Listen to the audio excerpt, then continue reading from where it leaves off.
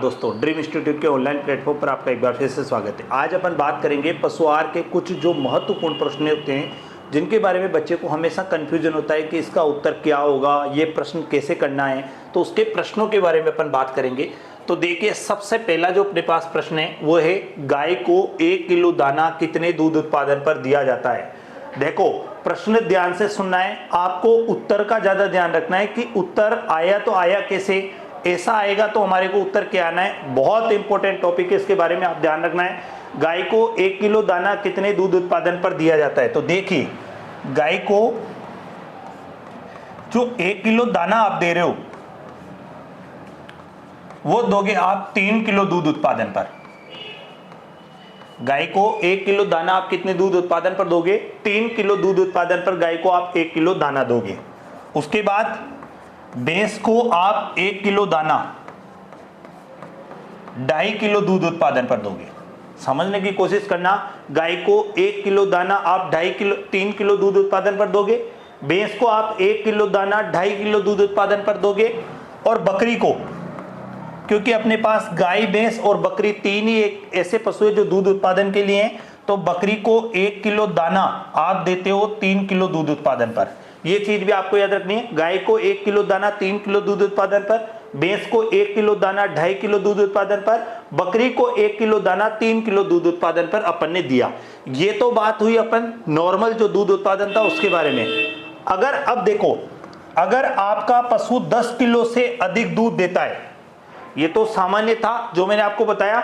अब ये है कि आपका पशु अगर 10 किलो से ज्यादा दूध उत्पादन देता है तो बकरी तो कभी 10 लीटर से ज्यादा दूध उत्पादन देगी नहीं। अब आपके पास ऑप्शन में बचा, एक तो गाय है और एक आपके पास है भैंस।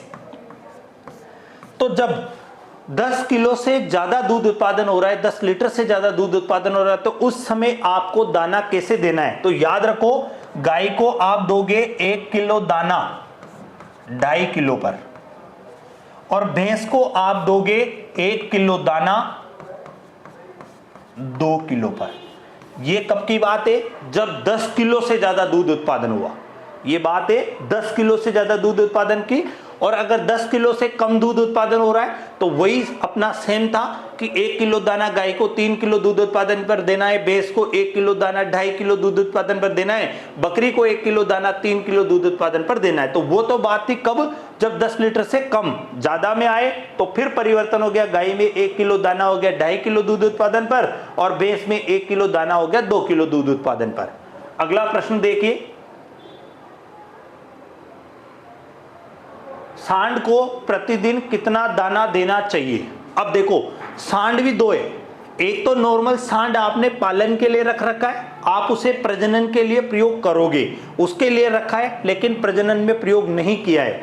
तो देखो, सबसे पहले एक तो होता है सांड प्रजनन वाला सांड, जिसको आपको डायरेक्ट प्रजनन में ही प्रयोग कर लिया, और एक आपका सांड होता है जिसको आप पाल रहे हो और प्रजनन में प्रयोग नहीं किया है, अब करोगे, अभी किया नहीं है। अगर आप जो प्रजनन के लिए प्रयोग कर रहे हो वो सांड अलग हो गया। एक सांड पाल रखा है लेकिन प्रजनन में प्रयोग करेंगे, तो देखो इसको आप दोगे 1 से 2 किलोग्राम दाना दोगे, और इसको आप दोगे 1 किलो दाना। 2 प्रकार के सांड होते हैं। अगर बात करते हैं बध्यकरण वाला, अबध्यकरण वाला। अबध्यकरण में तो फिर क्या होगा, ये वाला हो गया। अबध्यकरण में तो प्रजनन सांड और सांड हो गया। बध्यकरण वाले में होगा बुल, जिसको आप बुलोक कहोगे, जिसको अपन कहोगे बुलोक कहेंगे। उसमें क्या होगा, एक तो होगा हल्का काम करने वाला, एक होगा मध्यम काम करने वाला, और एक होगा भारी काम करने वाला। इसको आप हल्का काम करने वाले को प्रतिदिन 1 से 1.5 किलोग्राम दाना दोगे, मध्यम वाले को आप 2 से 2.5 किलोग्राम दाना दोगे, और भारी काम करने वाले को आप दोगे 3 से 4 किलोग्राम दाना दोगे। यहां सांड आए थे तो दोनों सांडों का मैंने आपको बता दिया है। अगला देखिए, पशुओं को वर्ष भर उपलब्ध होने वाला हरा चारा कौन सा है। तो पशुओं को जो उपलब्ध होने वाला जो हरा चारा है वर्ष भर, एक तो होता है बरसिम और एक आपके पास आ जाएगा रिच का। ये दोनों पशुओं को सबसे ज्यादा वर्ष भर उपलब्ध होते, बरसिम और रिच का। याद आपको इतना सा रखना है कि ये दोनों लेग्यूमिनेसी परिवार के, और इस समय रबी के मौसम में दोनों उगते हैं, तो उस समय थोड़ा मौसम भी ठंडा होता है और इनमें नमी भी ज्यादा होती है। तो जब भी आप बरसिम और रिच का खिलाएं, हे और साइलेज हे बना रहे हो और तब खिला रहे हो तो वो मैटर अलग है, लेकिन अगर आप गीली बरसीम और रिच का खिला रहे हो तो आपको सूखा चारा यानी गेहूं के भूसे के साथ मिलाकर खिलाना चाहिए, क्योंकि इनमें नमी ज्यादा होती है। नमी ज्यादा होगी तो पशु को आप ठंड में खिलाओगे तो उसको ठंड भी लगेगी और ज्यादा मात्रा में मूत्र स्त्रावित होगा, और अगर मूत्र स्त्रावित होगा तो पोटेशियम सोडियम ये ज्यादा मात्रा में बाहर आएंगे, और ज्यादा मात्रा में अगर ये बाहर आएंगे तो नुकसान अपन को, ये जानवर को भी नुकसान होगा और अपना दूध उत्पादन भी घटेगा। तो ये चीज आपको याद रखनी है। बरसीम और रिच का जो हरा चारा है वो वर्ष भर उपलब्ध होता है। दुधारू पशु को प्रतिदिन कितना हरा चारा देना चाहिए? देखो, दो पशुओं का हरा चारा आपको याद रखना है, एक तो दुधारू पशुओं का, एक गर्भित पशु का। तो दुधारू जो पशु होते हैं उन्हें लगभग 12 किलो हरा चारा प्रतिदिन दिया जाता है। याद रखना है, जो पशु दुधारू होते हैं उन्हें प्रतिदिन 12 किलो हरा चारा दिया जाता है, और जो पशु गर्भित होते हैं और गर्भित होने के साथ भी दूध दे ही रहे तो उनको आप 20 किलोग्राम हरा चारा दोगे। क्योंकि याद रखो, नॉर्मली आप क्या कर रहे हो, एक तो गर्भित के लिए आप अलग से दे रहे हो, एक दूध, क्योंकि गर्भित होगा तो दूध तो देगा ही सही, सिर्फ लास्ट के 2 महीने तो नहीं देगा, जब वो शुष्क काल आ जाएगा, यानी मादा पशुओं में प्रसव के 2 माह पूर्व दूध निकालना बंद कर देना शुष्क काल कहलाता है, यानी उसी समय तो वो दूध नहीं दे रहा, नहीं तो गर्भित होने के बाद भी तो दूध देगा ना। तो अगर आपसे पूछा जाता है कि दुधारू पशुओं को हरा चारा कितना देते हैं, तो लगभग 12 किलो आप प्रतिदिन हरा चारा दोगे। और यहां पे अगर आपसे पूछा जाएगा कि गर्भित पशु को कितना दोगे, तो गर्भित और जो दूध देगा ही सही, क्योंकि गर्भित जो पशु होगा वो दूध देगा, सिर्फ वो 2 महीने दूध नहीं देगा तो 2 महीने आप उसको दोगे ही सही। तो 20 किलोग्राम हरा चारा आप दोगे गर्भित दुधारू को, और दूध वाले को दोगे आप 12 किलो हरा चारा।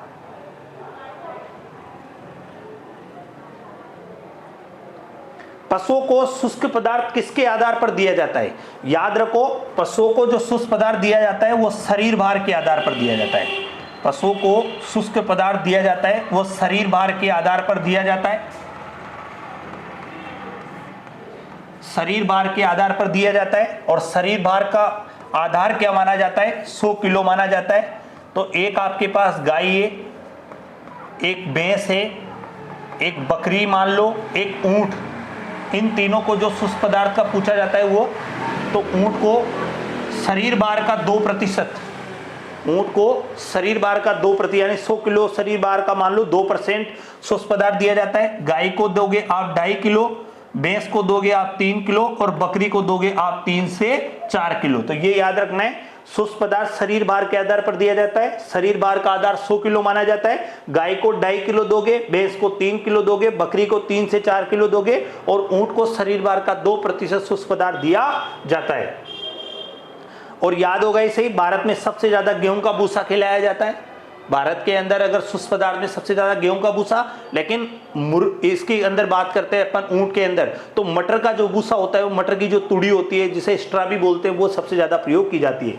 उसके बाद चारे की गुणवत्ता बढ़ाने में यूरिया के कितने प्रतिशत घोल का छिड़काव किया जाता है? तो देखो, 2 चीजें, अगर आप चारे को घोल से उपचारित कर रहे हो तो घोल से उपचारित करने के लिए आपको प्रयोग करना पड़ेगा 4%, क्योंकि उसके अंदर 4 किलो यूरिया को 40 किलो पानी के अंदर घोलकर आपको 100 किलो भूसे को उपचारित करना है। तो याद रखना है, ये तो था अपना घोल से उपचारित करने वाला मैटर। तो 4 किलो यूरिया को 40 किलो पानी में घोला और 100 किलो चारे को उपचारित किया, ये तो था उपचारित। लेकिन छिड़काव के अंदर सिर्फ आपको 1% ही करना है, 1% छिड़काव आप करोगे, 1% यूरिया का छिड़काव कर दोगे, और वहां पे 4 किलो यूरिया को 40 किलो पानी में घोलकर 100 किलो चारे को, चारे की शुद्धता को मेंटेन करने के लिए, चारे की गुणवत्ता बढ़ाने के लिए सबसे ज्यादा प्रयोग यूरिया का किया जाता है। लेकिन अगर चारा खराब हो रहा हो और उसकी शुद्धता बढ़ानी हो, थोड़ी गुणवत्ता बढ़ानी हो, तो नीला तोता यानी कॉपर सल्फेट का भी प्रयोग किया जाता है, उसका 2% छिड़काव किया जाता है, चारे की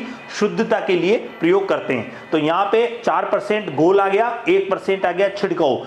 ज्यादा अगर यूरिया खा जाता है तो यूरिया, देखो यूरिया कोई मिनरल मिक्सर नहीं है, कोई खनिज लवण है, यूरिया एक प्रोटीन का स्रोत होता है। क्योंकि जैसे ही जानवर को आप यूरिया से उपचारित चारा खिलाते हो तो वो शरीर के अंदर जाके अमोनिया में परिवर्तन हो जाता है। अमोनिया में परिवर्तन होने के पश्चात जो रुमन के अंदर जो सूक्ष्म जीवी पाए जाते हैं वो अमोनिया को भोजन ग्रहण के रूप में प्रयोग करते हैं और भोजन की पाचक क्षमता के लिए उस यूरिया को काम में ले रहे हैं, यानी वो अमोनिया में जो परिवर्तन हो गया था उसको भोजन के रूप में प्रयोग कर रहे थे। लेकिन अगर ज्यादा मात्रा में जब पशु यूरिया खा जाता है तो यूरिया विषाक्तता में 1 गैलन यानी लगभग 4 लीटर के आसपास सिरका उसको पिलाया जाता है, 1 गैलन सिरका उसको पिलाया जाता है। तो ये चीज आपको याद रखनी है, छिड़काव वाला और गोल वाला दोनों याद रखना है।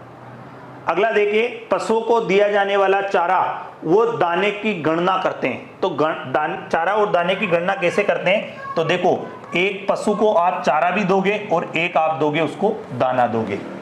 चारा ज्यादा दोगे और दाना कम दोगे, तो चारा हो गया 2/3 और दाना हो गया 1/3। ये चीज याद रखनी है। सबसे पहले तो पशुओं को दिया जाने वाला चारा वो दाने की गणना करते हैं। तो चारा 2 भाग दिया, दाना 1 भाग दिया, इसको 2/3 लिखा और इसको 1/3 लिखा।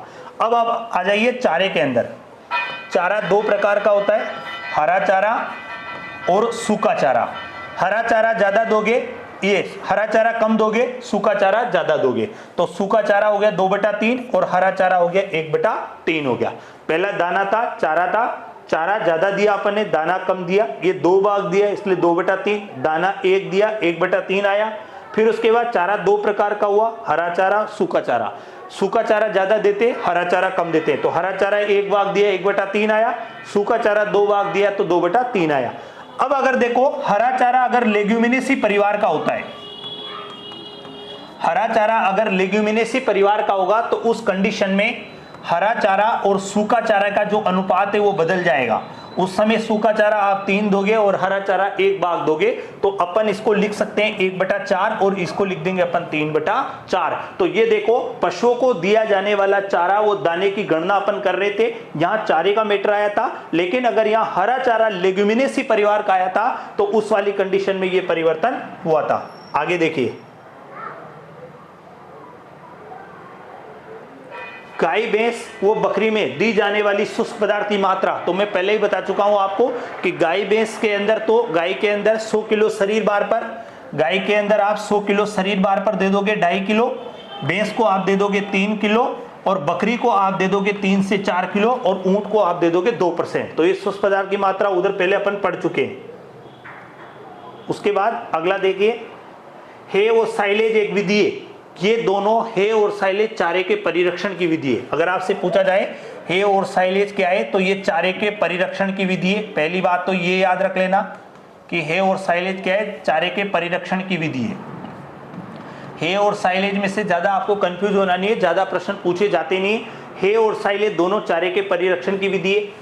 हे के अंदर अगर नमी की बात करते हैं तो नमी इसके अंदर होती है लगभग 15 से 18% होती है, और शुष्क पदार्थ जो होता है वो होता है लगभग 80 से 85% के आसपास शुष्क पदार्थ होता है। साइलेज में नमी की बात करते हैं तो 60 से 70% होता है, और शुष्क पदार्थ की बात करते हैं तो 30 से 40% होता है। हे सबसे अच्छा जो बनाया जाता है वो बनाया जाता है बरसीम और रिचके का, बरसीम और रिचके का बनाया जाता है। और जो साइलेज बनाया जाता है वो बनाया जाता है मक्का, ज्वार और बाजरे का, मक्का, ज्वार और बाजरे का बनाया जाता है। फिर उसके बाद अगला बात करते हैं अपन, हे बनाने वाली फसलों में किसकी मात्रा अधिक होती है? प्रोटीन की, क्योंकि ये दलहनी परिवार बरसीम और रिचके का बनाया गया था। साइलेज बनाने में किसका आता है? तो कार्बोहाइड्रेट्स का सबसे अच्छा स्रोत माना जाता है। अगला, ये कब बनकर तैयार हो जाता है? तो हे लगभग 1.5 माह में बनकर तैयार हो जाता है। साइलेज 3 माह में बनकर तैयार हो जाता है, यानी 12 सप्ताह में बनकर तैयार हो जाता है। और इन दोनों में से, हे और साइलेज में से, दोनों में से चारे के परिरक्षण की सबसे सर्वोत्तम विधि कौन सी होगी? तो साइलेज चारे के परिरक्षण की सबसे सर्वोत्तम विधि है। इसका जो पीएच मान पूछा जाता है वो पूछा जाता है 3.5 से 4.2 इसका पीएच होता है। याद रखना, साइलेज पशु को 100 किलो शरीर भार पर 5 किलो खिलाया जाता है। एक परिपक्व जानवर को आप प्रतिदिन 15 से 20 किलो साइलेज खिला सकते हो। अगर आपने अधिक साइलेज खिलाया तो साइलेज के अंदर कार्बोहाइड्रेट से, यानी पशु के कार्बोहाइड्रेट्स यानी VFA वोलेटाइल फैटी एसिड में गड़बड़ी हो जाएगी, तो फिर कीटोसिस रोग हो जाएगा। तो ये चीज आपको याद रखनी है, साइलेज कभी भी पशु को ज्यादा नहीं खिलाना चाहिए। और एक और जरूर पूछा जा सकता है हे और साइलेज में आपसे कि हे को कब काटा जाता है? तो इसको काटा जाता है फूल आने से पहले। हे वाली फसलों को कब काटा जाता है? तो इसको काटा जाता है फूल आने से पहले काटते हैं। और साइलेज वाली फसलों को कब काटते हैं? तो इसको दूधिया अवस्था में काटते हैं, दूधिया अवस्था में काटते हैं। मीठी जो साइलेज होते हैं उसमें लैक्टिक अम्ल की मात्रा अधिक होती है। अगला देखिए, हे बनाने के लिए सर्वोत्तम फसल कौन सी है? तो मैंने आपको बता दिया अभी, हे बनाने के लिए सबसे जो अच्छी फसल होगी वो बरसिम और रिचका होगी। उसके बाद साइलेज बनाने के लिए सर्वोत्तम जो फसल होगी मक्का, ज्वार, बाजरा होगी। दूधी अवस्था पे आपको काटना है, 3.5 से 4.2 पीएच मान आपको रखना है। साइलेज जो मक्का, ज्वार, बाजरे का बनाया गया था, तो यहाँ पे इनकी जो कुटी करोगे तो इनमें कार्बोहाइड्रेट्स के अच्छे स्रोत होते हैं, ये कार्बोहाइड्रेट्स के। और जो बरसिम और रिचके से जो है बनाई गई थी वो प्रोटीन की अच्छी स्रोत थी। उसके बाद हरे चारे में नमी और सूखे चारे में नमी देखिए, तो देखो हरे चारे में जो नमी होती है वो लगभग 60 से लेकर 90% तक भी होती है। जो रसीला चारा होता है उसमें तो 60 से 90% तक होती है। जो सूखा चारा होता है उसमें लगभग 10 से 15% तक नमी होती है। शुष्क पदार्थ की बात करते हैं तो इसके अंदर लगभग 10 से 15% तक शुष्क पदार्थ हो सकता है, और इसके अंदर शुष्क पदार्थ की बात करते हैं तो लगभग 80 से 85% हो जाएगा। सूखे चारे के अंदर 10 से 15% ही। अगर चारा खराब नहीं करना है तो आपको उसके अंदर नमी 10 से 15% के अंदर अंदर रखनी पड़ेगी, क्योंकि अगर आपने ज्यादा नमी रखी है तो उसके अंदर फफूंद आ जाएगी, यानी अफ्लाटोक्सिन पैदा हो जाएगा। अफ्लाटोक्सिन पैदा हो जाएगा तो अगर वो अफ्लाटोक्सिन से जो चारा, अफ्लाटोक्सिन जो हो गया है वही अगर चारा जानवरों को खिलाएगा तो उनके लिए भी नुकसान है, और वो चारा सड़ जाता है यानी खराब हो जाता है। और ज्यादा अगर वो वाला चारा जानवरों को खिलाओगे तो आप आने का खतरा भी बढ़ जाता है। तो ये चीज आपको याद रखनी है नमी का। अगला देखिए, पशुओं में शरीर में कैल्शियम, फास्फोरस और कैल्शियम की अनुपात देखिए, मैग्नीशियम का अनुपात देखो। सबसे पहले बात करते हैं पशु शरीर में कैल्शियम की, तो 9 से 11 mg 100 ml ब्लड, यानी 100 ml ब्लड के अंदर कैल्शियम की मात्रा पशु शरीर में होती है 9 से 11 mg। फास्फोरस की मात्रा होती है 4 से 6 mg, ये भी याद रखना है। मैग्नीशियम की मात्रा होती है 3.7 के आसपास, 1.7 से 2.2 के आसपास, यानी कि लगभग यही होती है 1.2 के आसपास मान के चलो आप, 2.3 ऐसे मान के चलो, लगभग यही होती है, 2.5 के आसपास ही होती है। कैल्शियम की मात्रा जो होती है वो 9 से 11 mg 100 ml ब्लड होती है। फास्फोरस की जो मात्रा होती है वो 4 से 6 mg होती है, और मैग्नीशियम की जो मात्रा होती है लगभग 1.7 से 2.5 के आसपास होती है। तो ये चीज आपको याद रखनी है। अब कई बार एग्जाम में पूछा जाता है कैल्शियम फास्फोरस का अनुपात और कैल्शियम मैग्नीशियम का अनुपात पूछा जाता है। तो कैल्शियम और फास्फोरस का जो अनुपात होता है वो 2:1 होता है, और कैल्शियम और मैग्नीशियम का जो अनुपात होता है वो 6:1 होता है। ये आपको याद रखनी है कि शरीर में कैल्शियम 9 से 11 mg, फास्फोरस 4 से 6 mg, मैग्नीशियम 1.7 से 2.2 mg हो गया। कैल्शियम और फास्फोरस का अनुपात 2:1 होता है, कैल्शियम और मैग्नीशियम का अनुपात 6:1 होता है। कैल्शियम की कमी होगी तो मिल्क फीवर रोग हो जाएगा, फास्फोरस की कमी होगी तो पाइका यानी अखाद्य पदार्थों को खाने जैसी बीमारी हो जाएगी, पोस्ट पार्चुरेशन हीमोग्लोबिनूरिया यानी पीपीएच बीमारी का खतरा भी बढ़ जाएगा। अगला आ जाइए मैग्नीशियम, तो मैग्नीशियम की जो कमी होगी यानी अधिक घासें खिलाने से भी मैग्नीशियम की कमी हो जाती है, तो ग्रास टिटनी, लैक्टेशन टिटनी आदि रोग इसकी मैग्नीशियम की कमी से हो जाएंगे। तो